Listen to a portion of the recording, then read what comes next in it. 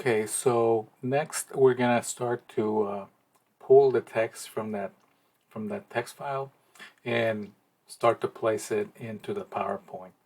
Our PowerPoint, like I said before, is already saved with the correct name, 121921. This is just the next one that appears. It has all the text from the previous one, and that's fine. We're gonna be deleting some of it. We're gonna be changing some of it, and we'll just work with what we got. Somewhere in your computer by now, hopefully you have, or even if it's on a USB drive, you have access to the hymns that need to be placed. I'm gonna open up the folder where I keep mine, and it's basically in the same folder where you saw me open up the old file that I had. I'm gonna open it up. It's in my drive. It's in the Drive C projects, and then here projects I have FPC, and then here I have a folder called WJK Music. So perhaps you have a folder called WJK Music available to you, and you should if you're working on this. I'm going to double click it and I see that all the hymns are here. Not all of them work, just so that you know. Some of them have issues. By now, though, I think that we have determined that everything that we use are only the ones that do work. You can make a copy or rather a shortcut somewhere where it's more accessible. I'm just going to keep mine open so that I have access to it. I'll double click on it just to the point where I see all of the hymn names and numbers, etc. They will come in handy. I'll go back to my PowerPoint presentation and move on to the next slide. I can use the cursor keys to move back and forth and up and down. There's the first hymn, always the same. Then it goes back to the screen that is your resting place. Then there is one that's actually a special one. This will be used, actually it was already used once this season, so we can either save it for next time, and you can do that by right clicking and say to hide slide, so it kind of fades away. If it were part of the presentation, it would skip it. But then I need to get another one. In this case, I need another candle. We've already used 2 candles so far this month. The next one should be in the announcements. It's going to be the candle of love. And I can either go and try to find one that has no copyright to it, or I can go and get a generic candle and use it instead. You should have also received, somewhere should have given you a link to a page in the church's website that's called Reference. If I slide down here, there's a couple of links, and one of them is Pixabay.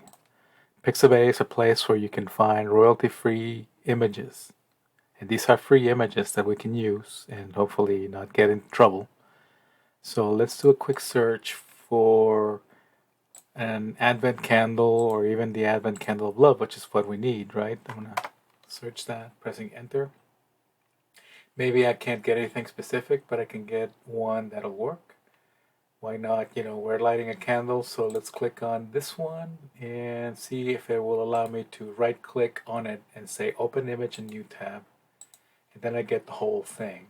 Now I can right click and tell it to copy the image, go back to my PowerPoint, make sure that I'm in the right place. I'm here in the space of the slide. This is a hidden slide. I'm going to right click there and tell it to create a new slide, so that then it gives me the space to do so. This is whatever the default template is. I'm going to click on the spaces that are there for text, and I'm going to delete them, pressing the backspace. Press Control V as in Victor, and it'll paste the image that I copied. Microsoft gives me some options on what I can do with it. This should be simple enough. I'm just going to make it a little bit larger so it goes all the way to the edge. And I could type some text in here and say love for the candle, or just keep it as it is and worry about it later.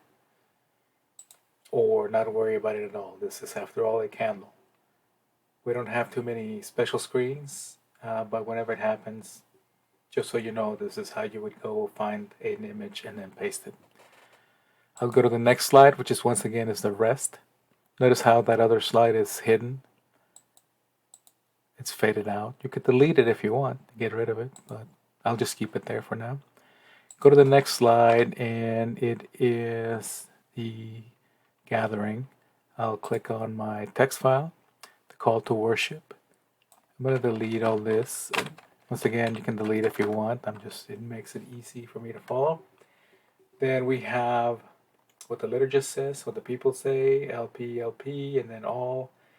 And this is where the copy and paste really begins. I'm going to highlight the first couple of lines here and copy them. I'm going to press Control C and copy. You could also right click and copy, whatever you prefer. You could even cut, but copy is good enough. Notice how the first line is not bold, the second one is. It's very subtle. People might not notice anyway, but I'll click somewhere inside of this text. I'll press Control A to select all, and I'm going to press Control V to paste. So those two lines that I just copied have come in. I'm going to press Enter in between them just so that they read a little bit better. Hopefully I'm only moving the text. And I'm going to try to make it a little bit more centered in there. Like I said, the first line is not bold, the second one is. So I will select the text of the second line and then click on the B button to bold it. Depending on how you want to maintain your files, you could press Enter to make the space a little bit more centered or not. I don't like dangling prepositions, so I would not put a space after 2, I would put it before 2. So now I have this first slide complete. Go to the next one, open up the text again, copy the next 2 lines. I'm going to highlight and copy, Control C. Go back to PowerPoint. I'm in the next slide. I'll click somewhere inside, press Control A, that selects all the text inside. Press Control V as in Victor, and that pastes. I'll put in a little bit of space here. I will space out the sentence there. Make sure that the second one is in bold. And then I have one more to go. My notepad, I go find the last line, copy this, Control C, and then do the same here, Control A to select all, Control V to paste. And usually this is bold, and it is. Here's my next resting space. I'm going to take the opportunity to make sure that the work that I've done so far, it's not much, but it's been at least 10 slides that are ready. I'm going to press File, Save.